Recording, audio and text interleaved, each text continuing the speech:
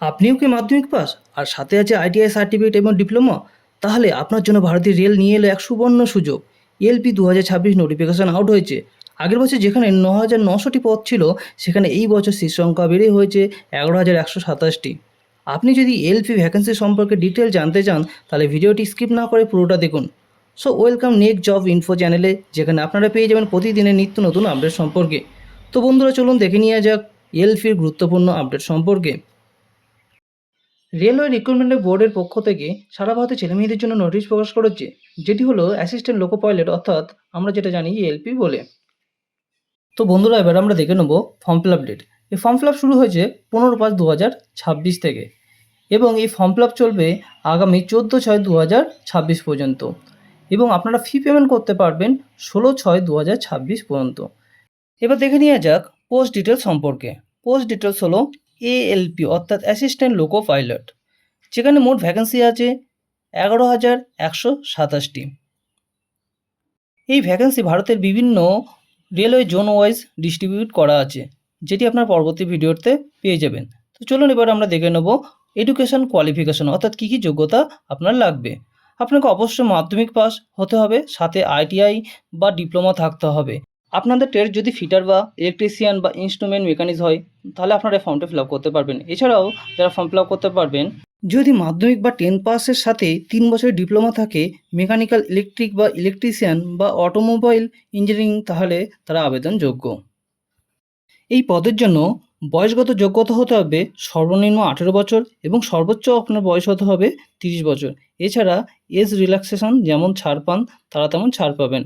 যেমন SC ST 5 বছরের জন্য ছাড় পাবেন, ওবিসি 3 বছরের জন্য ছাড় পাবেন, এক্স সার্ভিসম্যান এরা হচ্ছে 3 বছরের জন্য ছাড় পাবেন। এছাড়া যারা যেমন ছাড় পান, তারা সেইভাবে একইভাবে ছাড় পেয়ে যাবেন। এবার দেখে নেব এই পদের জন্য অ্যাপ্লিকেশান ফি। জেনারেল ওবিসিদের দিতে হবে 500 টাকা, এবং এসসি এসটি ফিমেল পিডব্লিউডি এদের দিতে হবে 250 টাকা। তবে যদি আপনারা ফার্স্ট সিবিটি 1 অ্যাটেম্প করেন, সেক্ষেত্রে আপনারা 400 টাকা রিটার্ন পাবেন, এবং এসসি এসটি ফিমেল এরা 250 টাকা রিটার্ন পেয়ে যাবেন। এই ফি আপনাদের দিতে হবে সম্পূর্ণ অনলাইন মোডে, আপনাদের কোনো অফলাইন মোড এখানে অ্যাভেলেবেল নেই। অনেক ক্ষেত্রে দেখা যায় অনেকে নিজের জোন ছেড়ে বাইরের জোন অ্যাপ্লাই করে। সেক্ষেত্রে ভারতীয় রেল সেই সমস্ত ছেলেমেয়েদের, বিশেষ করে এসসি এসটি ছেলেমেয়েদের জন্য যদি কল লেটার এবং সাথে ভ্যালিড কাস্ট সার্টিফিকেট থাকে, তাহলে তারা ফ্রি ট্রেন ট্রাভেল করতে পারবে স্লিপার কম্পার্টমেন্টে।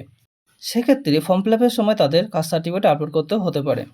এবার দেখে নেব রিক্রুটমেন্ট প্রসেস। একটি ক্যান্ডিডেট একটিমাত্র রিজনেই আবেদন করতে পারে, যে কোনো জোন থেকে। যদি একের অধিক অ্যাপ্লাই করে, তাহলে সেগুলি রিজেকশন হবে। তো চলুন দেখে নেওয়া যাক রিক্রুটমেন্ট প্রসেস। ফার্স্ট স্টেজে আছে সিবিটি অর্থাৎ সিবিটি 1, সেকেন্ড স্টেজে আছে সিবিটি অর্থাৎ সিবিটি 2, তারপরে আছে কম্পিউটার বেসড অ্যাপটিটিউড টেস্ট অর্থাৎ সিবিএটি। এরপরে আপনাদের ডকুমেন্ট ভেরিফিকেশন হবে, তারপরে আছে আপনাদের medical examination.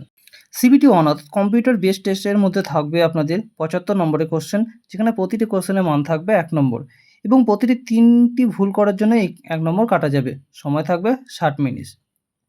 Minimum pass percentage হবে আন্ডার রিজার্ভ এবং ইডব্লিউএসদের ক্ষেত্রে 40%, ওবিসিদের ক্ষেত্রে 30%, এসসিদের ক্ষেত্রে 30% এবং এসটিদের ক্ষেত্রে 25% থাকবে। তো বন্ধুরা, এই ছিল এলপি সম্পর্কে গুরুত্বপূর্ণ আপডেট।